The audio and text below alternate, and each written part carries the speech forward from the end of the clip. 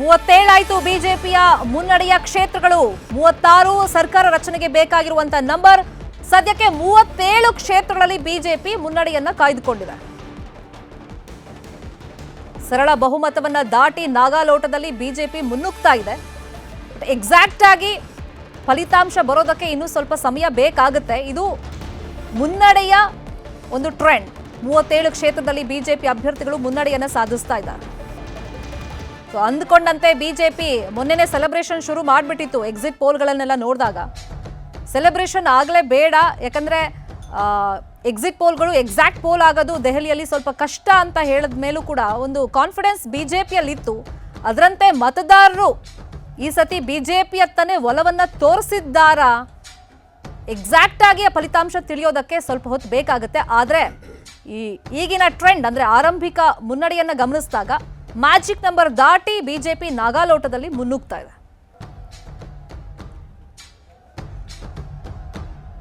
23 ಕ್ಷೇತ್ರದಲ್ಲಿ ಆಪ್ ಮುನ್ನಡೆಯನ್ನ ಕಾಯ್ದುಕೊಂಡಿದ್ರೆ, ಒಂದು ಕ್ಷೇತ್ರದಲ್ಲಿ ಕಾಂಗ್ರೆಸ್ ಫೈನಲಿ ತನ್ನ ಖಾತೆಯನ್ನ ದೆಹಲಿಯಲ್ಲಿ ತೆರೆಯುವಲ್ಲಿ ಸಫಲ ಆಗುತ್ತಾ ನೋಡಬೇಕು. ಸದ್ಯಕ್ಕಂತೂ ಸಫಲ ಆದಂತೆ ಕಾಂಗ್ರೆಸ್ ಕಂಡು ಬರ್ತಾ ಇದೆ. ಒಂದು ಕ್ಷೇತ್ರದಲ್ಲಿ ಖಾತೆಯನ್ನ ತೆರೆದಿದೆ. ಇನ್ನು 27 ವರ್ಷಗಳ ನಂತರ ಒಂದು ವನವಾಸ ಮುಗಿಸಿ ದೆಹಲಿ ಗದ್ದುಗೆಯನ್ನ ಹಿಡಿಲೇಬೇಕು ಅಂತೇಳಿ ಬಿಜೆಪಿ ಶತ ಪ್ರಯತ್ನವನ್ನ ಏನು ಮಾಡಿತ್ತು, ಅದು ಸಾಧ್ಯವಾಗುತ್ತಾ ಅನ್ನೋದಕ್ಕೆ, ಎಕ್ಸಾಕ್ಟ್ ಆಗಿ ಸಾಧ್ಯವಾಗುತ್ತಾ ಅನ್ನೋದಕ್ಕೆ ಇನ್ನೊಂದು ಸ್ವಲ್ಪ ಹೊತ್ತು ಬೇಕಾಗುತ್ತೆ, ಉತ್ತರ ಸಿಕ್ಬಿಡುತ್ತೆ. ಆದರೆ ಮ್ಯಾಜಿಕ್ ನಂಬರ್ ದಾಟಿ ನಾಗಾಲೋಟ ಮುನ್ನುಗ್ತಾ ಇದೆ. 37 ಕ್ಷೇತ್ರದಲ್ಲಿ ಮುನ್ನಡೆಯನ್ನ ಸಾಧಿಸಿದೆ ಸದ್ಯಕ್ಕೆ. ಅಲ್ಲಿಗೆ ಆಪ್ ಮೇಲೆ ಬಂದಂತ ಭ್ರಷ್ಟಾಚಾರದ ಆರೋಪಗಳು, ಹಗರಣಗಳಲ್ಲಿ ನಾಯಕರು ಸಿಲುಕಿದ್ದಿದ್ದೆ ಮೇಜರ್ ಮೈನಸ್ ಆಯ್ತಾ? ಫ್ರೀ ಬೀಸ್ ಕೊಟ್ಟರು, ಶೈಕ್ಷಣಿಕವಾಗಿ ನಾವು ಅಭಿವೃದ್ಧಿ ಮಾಡಿದ್ದೀವಿ, ಆರೋಗ್ಯ ಫೆಸಿಲಿಟಿಯನ್ನ ಕೊಟ್ಟಿದ್ದೀವಿ, ಆಸ್ಪತ್ರೆಗಳನ್ನ ಅಪ್ಗ್ರೇಡ್ ಮಾಡಿದ್ದೀವಿ ಅಂತೆಲ್ಲ ಹೇಳಿದ್ರು ಕೂಡ ಜನ ಮತ್ತೇನೋ ಬಯಸಿದ್ದಾರೆ ಅನ್ನೋದು ಈ ಫಲಿತಾಂಶದಿಂದ ಗೋಚರವಾಗ್ತಿರೋದಂತೂ ಸತ್ಯ. ಆಮ್ ಆದ್ಮಿ ಪಕ್ಷ ಸದ್ಯಕ್ಕೆ 24 ಕ್ಷೇತ್ರಗಳಲ್ಲಿ ಮತ್ತು 36 ಕ್ಷೇತ್ರಗಳಲ್ಲಿ ಭಾರತೀಯ ಜನತಾ ಪಕ್ಷ ಮುನ್ನಡೆಯನ್ನು ಸಾಧಿಸಿರುವಂಥದ್ದು. ನೆಕ್ ಟು ನೆಕ್ ಫೈಟ್ ಅನ್ನುವಂಥದ್ದು ಕೆಲವು ಕ್ಷೇತ್ರಗಳಲ್ಲಿ ಸಾಗ್ತಾ ಇರುವಂಥದ್ದು ಗೋಚರಿಸ್ತಾ ಇದೆ. ಇದೇ ಕಾರಣಕ್ಕಾಗಿ ನಂಬರ್ಗಳ ಏರಿಳಿಕೆ ಆಗ್ತಿದೆ. ಯಾಕಂದರೆ ಟೋಟಲ್ ಏನು ಸೀಟ್ಗಳ ಎಲ್ಲ ಸೀಟ್ಗಳ ರಿಸಲ್ಟ್ ಅಪ್ಡೇಟ್ಸ್ ಇನ್ನಷ್ಟೇ ಬರಬೇಕಾಗಿದೆ. 61 ಕ್ಷೇತ್ರಗಳ ಅಪ್ಡೇಟ್ಸ್ ಮಾತ್ರ ಸಿಗ್ತಾ ಇರುವಂಥದ್ದು ಇದುವರೆಗೂ. ಈ 61ರಲ್ಲಿನೇ ಒಂದೆರಡು ಕ್ಷೇತ್ರಗಳಲ್ಲಿ ಬಹಳ ಹಿನ್ನಡೆ ಮುನ್ನಡೆ ಬಹಳ ಹತ್ತಿರದಲ್ಲಿ ಸಾಗ್ತಾ ಇರುವಂಥ ಗೋಚರಿಸ್ತಾ ಇದೆ. 24-36 ಕ್ಷೇತ್ರಗಳಲ್ಲಿ ಭಾರತೀಯ ಜನತಾ ಪಕ್ಷ ಮುನ್ನಡೆಯನ್ನು ಸಾಧಿಸಿದೆ. ಬಹುತೇಕ ಬಿ ಜೆ ಪಿಗೆ ಈ ಬಾರಿ ಅಧಿಕಾರವನ್ನು ನಡೆಸುವಂಥ ಅವಕಾಶವನ್ನು ದೆಹಲಿಯ ಮತದಾರರು ಕೊಟ್ಟಿದ್ದಾರಾ ಅನ್ನುವಂಥನ್ನು ನೋಡಬೇಕು. ದೆಹಲಿಯಲ್ಲಿ ಎಲೆಕ್ಷನ್ಗೆ ಬಹುತೇಕ ಒಂದು 3-4 ತಿಂಗಳಿಂದಲೇ ಬಿ ಜೆ ಪಿ ತಯಾರಿಯನ್ನು ಮಾಡಿಕೊಂಡಿತ್ತು. ಮತ್ತು ವಿಶೇಷವಾಗಿ ಎಲೆಕ್ಷನ್ ಅನೌನ್ಸ್ ಆಗೋದಕ್ಕೆ 1 ತಿಂಗಳ ಮುಂಚಿತವಾಗಲೇ, ಅಂದರೆ ಈಗ ಲೆಕ್ಕ ಹಾಕಿದರೆ ಸರಿಸುಮಾರು 2 ತಿಂಗಳ ಮುಂಚಿತವಾಗಿದೆ ಆಮ್ ಆದ್ಮಿ ಪಕ್ಷದ ಕೋಟೆಯನ್ನು ಭೇದಿಸಲೇಬೇಕು ಅನ್ನುವಂತಹ ನಿಟ್ಟಿನಲ್ಲಿ ಭಾರತೀಯ ಜನತಾ ಪಕ್ಷ ತನ್ನ ಎಲೆಕ್ಷನ್ ತಯಾರಿಯನ್ನು ತೀವ್ರ ಸ್ವರೂಪದಲ್ಲಿ ಮಾಡ್ತಾ ಬಂದಿತ್ತು. ಈ ಕಾರಣಕ್ಕಾಗಿಯೇ ಅರವಿಂದ್ ಕೇಜ್ರಿವಾಲ್ ಅವರು ಕೂಡ ಫೀಲ್ಡ್ಗೆ ಇಳಿದಿದ್ದರು. ಅವರು ಕೂಡ ಎಲ್ಲ ಭಾಗಗಳಲ್ಲಿ ಸುತ್ತಾ ಇದ್ದರು. ಎಲ್ಲ ಭಾಗಗಳಲ್ಲೂ ಕೂಡ ಜನರ ಸಂಪರ್ಕವನ್ನು ಸಾಧಿಸುವಂತಹ ಕೆಲಸವನ್ನು ಮಾಡ್ತಿದ್ರು. ಸಾಮಾನ್ಯ ಜನರ ನಡುವೆ ಓಡಾಡಿದರು. ತನ್ನ ಹಳೆಯ ಟ್ಯಾಕ್ಟಿಕ್ಸ್ಗಳನ್ನು ಕೂಡ ಇಲ್ಲಿ ಬಳಕೆ ಮಾಡಿಕೊಳ್ಳುವಂತಹ ಪ್ರಯತ್ನವನ್ನು ಮಾಡಿದರು. ಆದರೆ ಕಡೆ ಹಂತದಲ್ಲಿ ತಂದಂತಹ ಯಮುನಾ ನದಿ ನೀರಿನ ವಿಚಾರವೂ ಕೂಡ ಇದರ ಈ ತಂತ್ರಗಾರಿಕೆ ಒಂದು ಭಾಗನೇ. ಅದು ಗೆಲುವನ್ನು ತಂದುಕೊಡ್ಬೋದು, ಸೋಲಾಗಿ ಪರಿವರ್ತನೆ ಆಗ್ಬೋದು, ಅದು ಎರಡನೇ ವಿಚಾರ. ಆದರೆ ತನಗೆ ಸಿಗಬಹುದಾಗಿರುವಂಥ ಪ್ರತಿಯೊಂದು ಅಸ್ತ್ರವನ್ನು ಕೂಡ ಬಳಕೆ ಮಾಡಿಕೊಳ್ಬೇಕು ಯುದ್ಧದ ಕಾಲದಲ್ಲಿ ಅನ್ನುವಂಥದ್ದು ಇದೆಯಲ್ಲ, ಆ ಒಂದು ಪ್ರಯತ್ನವನ್ನು ಆಮ್ ಆದ್ಮಿ ಪಕ್ಷ ಮಾಡಿದೆ. ಆದರೆ ಅದು ಫಲಿತಾಂಶವಾಗಿ ನೆರವು ಮಾಡದಂತೆ ತೋರಿಸ್ತಾ ಇಲ್ಲ. ಕಲ್ಕಾಜಿ ಕ್ಷೇತ್ರದಲ್ಲಿ ಅತಿಶಿಯವರು ಹಿನ್ನಡೆಯನ್ನು ಅನುಭವಿಸ್ತಾ ಇದ್ದಾರೆ. ಕಲ್ಕಾಜಿಯಲ್ಲಿ ಅತಿಶಿಯವರು ಹಿನ್ನಡೆಯನ್ನು ಅನುಭವಿಸ್ತಾ ಇದ್ದಾರೆ. ದೆಹಲಿಯ ಮುಖ್ಯಮಂತ್ರಿ ಅತಿಶಿ ಈ ಬಾರಿ ಮತ್ತೆ ಹಿನ್ನಡೆಯನ್ನು ಅನುಭವಿಸ್ತಾ ಇದ್ದಾರೆ. ಮೊದಲ ಬಾರಿಗೆ ಶಾಸಕಿಯಾಗಿ, ಸಚಿವೆಯಾಗಿ, ನಂತರ ಮುಖ್ಯಮಂತ್ರಿ ಕೂಡ ಆಗುವಂಥ ಒಂದು ಅವಕಾಶ ಅತಿಶಿಯವರಿಗೆ ಬಂದೊದಗಿತ್ತು. ಆದರೆ ಈ ಬಾರಿ ಅವರು ಹಿನ್ನಡೆಯನ್ನು ಅನುಭವಿಸ್ತಾ ಇದ್ದಾರೆ. ಅರವಿಂದ್ ಕೇಜ್ರಿವಾಲ್ ಅವರ ಹಿನ್ನಡೆ ನಿಜಕ್ಕೂ ಕೂಡ ಆಮ್ ಆದ್ಮಿ ಪಕ್ಷದ ಭವಿಷ್ಯದ ಪ್ರಶ್ನೆ ಇದು. ಅಂದರೆ ಅರವಿಂದ್ ಕೇಜ್ರಿವಾಲ್ ಏನು ಜೈಲ್ ಕ ಜವಾಬ್ ವೋಟ್ಸೇ ದೇಂಗೆ ಅನ್ನುವಂತಹ ಘೋಷಣೆಯನ್ನು 2024ರ ಲೋಕಸಭಾ ಚುನಾವಣೆಯಲ್ಲೇ ಮಾಡಿದರು. ಜೈಲಿನ ಉತ್ತರವನ್ನು ನಾವು ವೋಟ್ ಮೂಲಕವಾಗಿ ಕೊಡ್ತೀವಿ ಅಂತಕೊಂಡು. ಖಂಡಿತವಾಗ್ಲೂ ಕೂಡ ಹಾಗಾದರೆ ಇಲ್ಲಿಯ ಮತದಾರ ಈಗ ಜೈಲಿನ ಉತ್ತರವನ್ನು ಮತದ ಮೂಲಕವಾಗಿ ಅರವಿಂದ್ ಕೇಜ್ರಿವಾಲ್ ಅವರಿಗೆ ಕೊಟ್ರಾ ಅನ್ನುವ ಪ್ರಶ್ನೆ ಇದೆ. ಅಂದರೆ ಅದು ಅವರ ಪರವಾಗಿ ಬಂದಾಗ, ಒಂದು ವೇಳೆ ಅವರ ರಿಸಲ್ಟ್ ಅವರ ಪರವಾಗಿ ಬಂದರೆ ಸಹಜವಾಗಿ ಅವ್ರು ಹೇಳ್ಕೊಳ್ಬೋದು, ನನ್ನನ್ನು ಜೈಲಿಗೆ ಹಾಕಿದ್ದು ತಪ್ಪು ಅಂತೇಳಿ ನನ್ನ ಮತದಾರರು ಹೇಳ್ತಾ ಇದ್ದಾರೆ ಅಂದ್ಕೊಂಡು.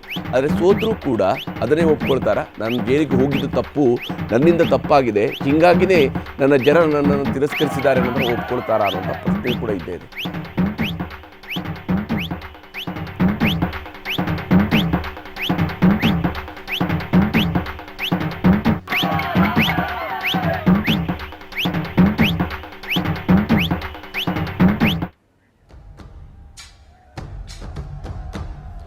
ಸದ್ಯಕ್ಕೆ 40 ಕ್ಷೇತ್ರಗಳಲ್ಲಿ ಬಿಜೆಪಿ ಮುನ್ನಡೆಯನ್ನು ಸಾಧಿಸಿದರೆ 24 ಕ್ಷೇತ್ರಗಳಲ್ಲಿ ಮಾತ್ರ ಆಮ್ ಆದ್ಮಿ ಪಕ್ಷ ಮುನ್ನಡೆಯನ್ನು ಹೊಂದಿರುವಂಥದ್ದು. ಡೆಲ್ಲಿ ಎಲೆಕ್ಷನ್ನಲ್ಲಿ ಬಹಳ ಜಿದ್ದಾಜಿದ್ದಿನಿಂದ ಕೂಡಿದಂತಹ ಡೆಲ್ಲಿ ಎಲೆಕ್ಷನ್ನಲ್ಲಿ ಬಿಜೆಪಿ ಈ ಬಾರಿ ಗೆಲುವನ್ನು ದಾಖಲಿಸ್ಕೊಳ್ಬಹುದು ಅನ್ನೋದರ ಬಗ್ಗೆ ಬಹುತೇಕ ಸರ್ವೆಗಳು ಹೇಳ್ತಾ ಇದ್ವು ಮತ್ತು ಅದಕ್ಕೆ ಪೂರಕವಾದಂಥ ರಿಸಲ್ಟ್ ಕೂಡ ಈ ಬಾರಿ ದೆಹಲಿಯಲ್ಲಿ ಬರ್ತಾ ಇದೆ. ಸಹಜವಾಗಿಯೇ ಎಲೆಕ್ಷನ್ ನಡೆದಾಗ ಎಲೆಕ್ಷನ್ನ ನಂತರ ಆ ರೀತಿಯಾದಂಥ ತೊಂದರೆ ಮಾಡಿದರು, ಈ ರೀತಿಯ ತೊಂದರೆ ಮಾಡಿದರು, ಈ ರೀತಿಯಾದಂಥ ಅನೇಕ ಆಪಾದನೆಗಳು ಬರುವಂಥದ್ದು ಸರ್ವೇ ಸಾಮಾನ್ಯ ಆಗೋಗ್ಬಿಟ್ಟಿದೆ ಇತ್ತೀಚಿನ ವರ್ಷಗಳಲ್ಲಿ ಭಾರತದ ಚುನಾವಣೆಗಳ ಪದ್ಧತಿಗಳಲ್ಲಿ. ಹಿಂದೆಲ್ಲ ಚುನಾವಣೆಯ ಫಲಿತಾಂಶ ದಿವಸ ಅವರು ಹಣಬಲದಿಂದ ಗೆದ್ದರು, ಅವರು ತೋಳ್ಬಲದಿಂದ ಗೆದ್ದರು ಅನ್ನುವಂತಹ ಜನರಲ್ ಆಗಿರುವಂತಹ ಒಂದಿಷ್ಟು ಸೋಲಿನ ವ್ಯಾಖ್ಯಾನಗಳಿರ್ತಿದ್ವು. ಇತ್ತೀಚೆಗೆ ಸೋಲಿನ ವ್ಯಾಖ್ಯಾನಗಳಲ್ಲೂ ಕೂಡ ಬರುತ್ತೆ, ಅವರು ಜನಬಲದಿಂದ ಗೆದ್ದರು, ಹಣಬಲದಿಂದ ಗೆದ್ದರು ಅನ್ನೋದರ ಜೊತೆಗೆ ಅವರು ಚುನಾವಣಾ ಆಯೋಗದ ಬಲದಿಂದ ಗೆದ್ದರು ಅನ್ನುವಂತಹ ಒಂದು ಟ್ರೆಂಡ್ ಕೂಡ ಇತ್ತೀಚೆಗೆ ನಡೀತಾ ಇರುತ್ತೆ. ಇದು ದೆಹಲಿ ಮಟ್ಟದಲ್ಲೂ ಕೂಡ ಇದೇ ವ್ಯವಸ್ಥೆ ಆಗುತ್ತಾ? ಇನ್ನೊಂದು ಗಂಟೆಯ ಅವಧಿಯಲ್ಲಿ ಈ ರಿಸಲ್ಟ್ ಸೆಟ್ಲ್ ಆಗೋದಕ್ಕೆ, ಅಂದರೆ ಇದೇ ಮುನ್ನಡೆ ಹಿನ್ನಡೆಗಳು ಅಂತಿಮ ರೂಪವನ್ನು ಪಡ್ಕೊಳ್ಳುವಂಥದ್ದಕ್ಕೆ ಇನ್ನೂ ಒಂದು ಅರ್ಧ ಗಂಟೆಯಿಂದ 1 ಗಂಟೆಯ ಸಮಯ ಬೇಕಾಗ್ಬೋದು. ಭಾಳ ಹಿನ್ನಡೆಯನ್ನು ಅನುಭವಿಸ್ತಾ ಇದ್ದಾರೆ ಆಮ್ ಆದ್ಮಿ ಪಕ್ಷದ ಘಟಾನುಘಟಿ ನಾಯಕರುಗಳು.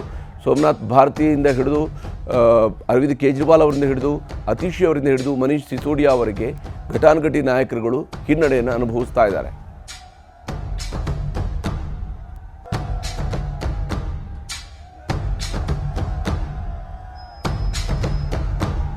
ಒಂದು ಇಂಟ್ರೆಸ್ಟಿಂಗ್ ನಂಬರ್ ಕಾಣ್ತಾ ಇದೆ, 62-26 ಕಾಣ್ತಾ ಇದೆ. 62 2020ರಲ್ಲಿತ್ತು, ಈಗ 26ರಲ್ಲಿ ಮುನ್ನಡೆಯನ್ನು ಹೊಂದಿದ್ದಾರೆ ಅಂತ ಹೇಳಿ. ಅಂದರೆ 62 ಇದ್ದಿದ್ದು ಕರೆಕ್ಟ್ ಸೀದಾ ಉಲ್ಟಾ ಆಗಿ ಗೋಚರಿಸ್ತಾ ಇದೆ. ಭಾಳ ಇಂಟ್ರೆಸ್ಟಿಂಗ್ ಆಗಿರುವಂತಹ ನಂಬರಲ್ಲಿ ಇರುವಂಥದ್ದು 36 ದೆಹಲಿಯಲ್ಲಿ ಆ ಪರಿಸ್ಥಿತಿ ಈಗ ಹೆಂಗಿದೆ ಅಂದರೆ ಹಿಂಗಿದೆ ಸದ್ಯ ಟ್ರೆಂಡ್ ನೋಡಿದ್ರೆ.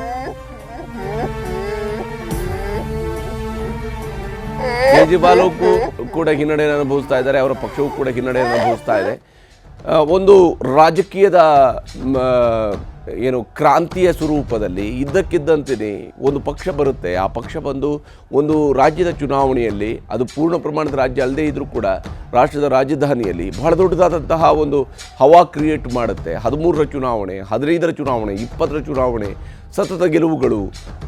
ಇದರ ನಂತರ ಈಗ ಅನುಭವಿಸಿರುವಂಥ ಹಿನ್ನಡೆ ನಿಜಕ್ಕೂ ಕೂಡ ಆಮ್ ಆದ್ಮಿ ಪಕ್ಷವನ್ನು ಹಾಗಾದರೆ ಜನ ಯಾವ ಕಾರಣಕ್ಕಾಗಿ ಹಿಂದಕ್ಕೆ ಕಳಿಸ್ತಾ ಇದ್ದಾರೆ ಅಂತೇಳಿ. 42 ಕ್ಷೇತ್ರಗಳಲ್ಲಿ ಸದ್ಯಕ್ಕೆ ಭಾರತೀಯ ಜನತಾ ಪಕ್ಷ ಮುನ್ನಡೆಯನ್ನು ಸಾಧಿಸಿದೆ. 66 ಕ್ಷೇತ್ರಗಳ ಪೈಕಿ 42 ಕಡೆಗಳಲ್ಲಿ ಮುನ್ನಡೆಯನ್ನು ಸಾಧಿಸಿದ್ದಾರೆ ಭಾರತೀಯ ಜನತಾ ಪಕ್ಷದ ಹುರಿಯಾಳುಗಳು. 22 ಕ್ಷೇತ್ರಗಳಲ್ಲಿ ಮಾತ್ರ ಆಮ್ ಆದ್ಮಿ ಪಕ್ಷ ಮುನ್ನಡೆಯನ್ನು ಹೊಂದಿರುವಂಥದ್ದು. ಸ್ಪಷ್ಟ ಬಹುಮತದೊಂದಿಗೆ ಅಧಿಕಾರದ ಗದ್ದುಗೆಯನ್ನು ಏರುವಂತಹ ಸಾಧ್ಯತೆ ಗೋಚರಿಸ್ತಾ ಇದೆ.